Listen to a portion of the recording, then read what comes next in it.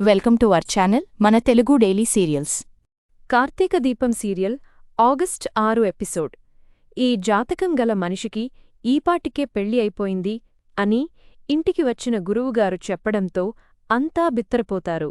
గురువుగారు జాతకం ఈ అమ్మాయిదే, తనకు ఇంకా పెళ్లి కాలేదు. పోని మీరు చెయ్యి చూసి చెబుతారు కదా, అలా చెప్పండి అని గురువుగారి ముందుకు జ్యోని పంపిస్తారు శివన్నారాయణ వాళ్ళు. కార్తీక్, దీప పక్కనే ఉంచి చూస్తుంటారు. దీప చిన్న స్వరంతో, గురువుగారు అంతా కరెక్ట్గానే చెబుతున్నారు బావా, ఇప్పుడు జ్యోత్స్నకు ఏం చెబుతారో అంటుంది కార్తీక్తో. చూద్దాం అంటాడు కార్తీక్. జ్యో గురువుగారి ముందు కూచుని తన చేతిని అతడికిస్తుంది. ఈ జాతకానికి ఈ చేతికి పొంతన కుదరడం లేదు, చెయ్యి మారింది. ఉండాల్సిన దానికంటే ఉన్నతంగా బతుకుతుంది ఈమె అంటాడు సిద్ధాంతి. పారు ఉలిక్కిపడుతుంది. జ్యో కూడా మనసులో కంగారు పడుతుంది. ఈ సిద్ధాంతి ఎవరో కాని గతాన్ని తవ్వేలా ఉన్నాడు. నిజమే కదా అతడు చెప్పేది అని పారు అనుకుంటుంది. కరెక్టుగానే చెబుతున్నాడు. దాసు కూతురిగా బతకాల్సిన నేను దశరథ్ కూతురుగా బతుకుతున్నాను కదా, అదే ఇండైరెక్టుగా చెబుతున్నాడు అని జ్యో మదనపడుతుంది.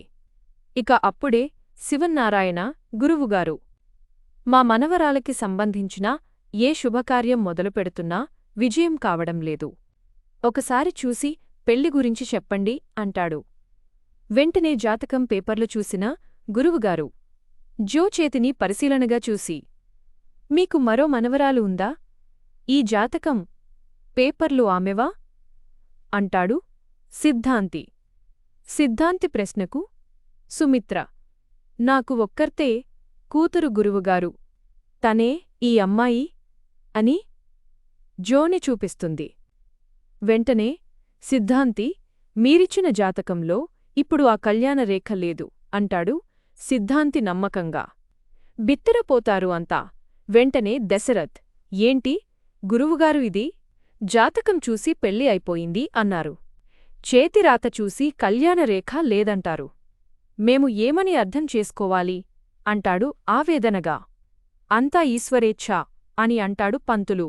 వెంటనే దీప మనసులో, ఈయన చెప్పింది విని అందరిలో కంగారు మొదలైంది. గురువుగారి దృష్టి మళ్లించాలి అని అనుకుని, గురువుగారు జ్యూస్ తాగండి అంటుంది. దీప అలా అనగానే జ్యో లేచి వెళ్ళిపోతుంది. దీప నవ్వుతూ జ్యూస్ తీసి గురువుగారి చేతిలో పెట్టబోతుంది. దీపముఖంలో కలను చూసిన గురువు ఏదో అర్థమైనట్లుగా, ఎవరమ్మా నువ్వు అంటాడు. ఈ ఇంటి పనిమనిషి అంటుంది వెటకారంగా పారు. పనిమనిషా? ఓసారి నీ చెయ్యి చూపించు అంటాడు సిద్ధాంతి. చూపించు దీపా అంటాడు కార్తీక్ చేయి పట్టుకున్న గురువుగారు. దీప చేతినే చూస్తూ, మహర్జాతకం, రాణియోగం, ముందున్నవి అన్నీ మంచి రోజులేనమ్మా అంటాడు.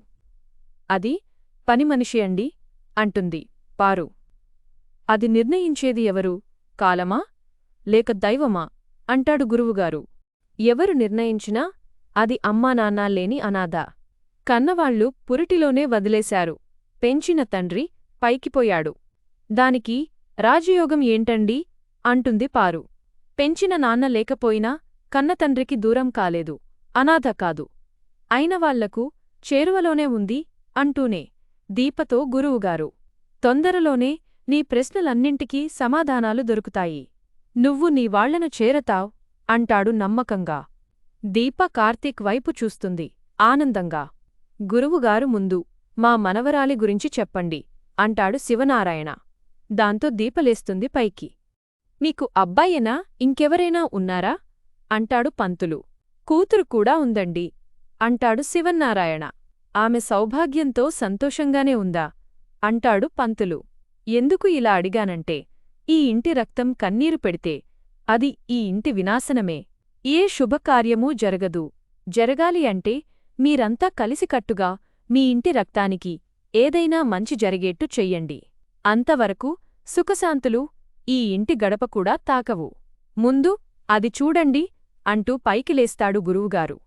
ఇక గురువుగారు వెళ్తూ వెళ్తూ దీపవైపు చూసి, ముందు ఉన్నవన్నీ మంచి రోజులేనమ్మా అనేసి వెళ్లబోతూ మళ్ళీ ఆగుతాడు.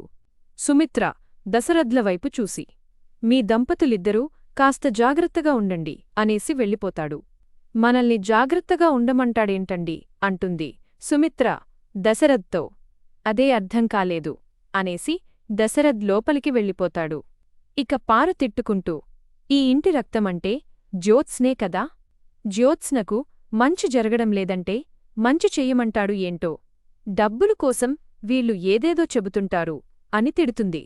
నువ్వు పోలోపలికి అని శివన్నారాయణ తిట్టడంతో పోతుంది.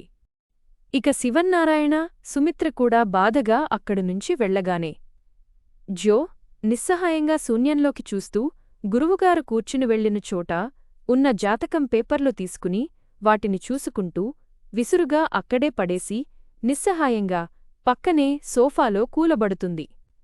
అంతా కార్తీక్ దీప చూస్తూనే ఉంటారు. దీపా, నీకో విషయం తెలుసా? ప్రతిదీ మన చేతుల్లోనే ఉందని అనుకోవడం కాదు, దేవుడు చూస్తూనే ఉంటాడు అంటూ జోకి కాలేలా మాట్లాడతాడు. బావా అని ఆవేశంగా లేస్తుంది జో. నేను మీతో కాదు మేడం మాట్లాడేది, మా ఆవిడతో అనేసి అక్కడినుంచి వెళ్ళిపోతాడు. ఇక కార్తీక్ వెళ్ళగానే దీప కూడా వంటగదిలోకి వెళ్ళబోతుంది. కాని జ్యో దీపను ఆపుతుంది. ఆగు, ఏమనుకుంటున్నాడు నీ భర్త?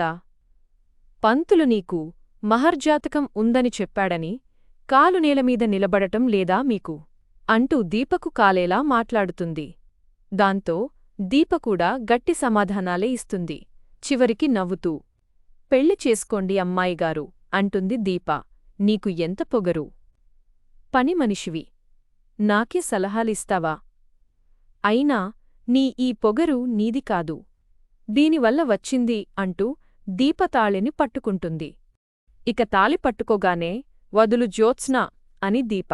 వదలను అని జో అరుచుకుంటూ ఉండగానే కార్తీక్, శివన్నారాయణ గుమ్మం దగ్గరకు వచ్చి అది చూసి షాక్ అవుతారు. జ్యోత్స్నా అని పెద్దగా అరుస్తాడు తాత. ఇక ఆ అరుపులకు గొడవకు దశరథ్, సుమిత్రలు కూడా వస్తారు. పారు కూడా జోని తాళి వదిలిపెట్టమని అరుస్తుంది. నేను వదలను, ఇది నాకు పెళ్లి చేసుకోమని సలహా ఇస్తుంది అంటూ జో విచక్షణ కోల్పోయి ప్రవర్తిస్తుంది.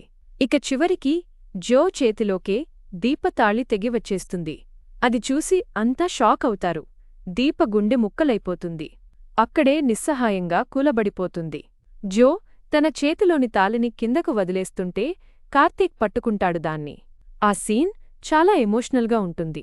అంతా చూస్తున్న సుమిత్ర జో చెంప పగలగొడుతుంది. మరిన్ని వివరాలు తరువాయి భాగంలో చూద్దాం.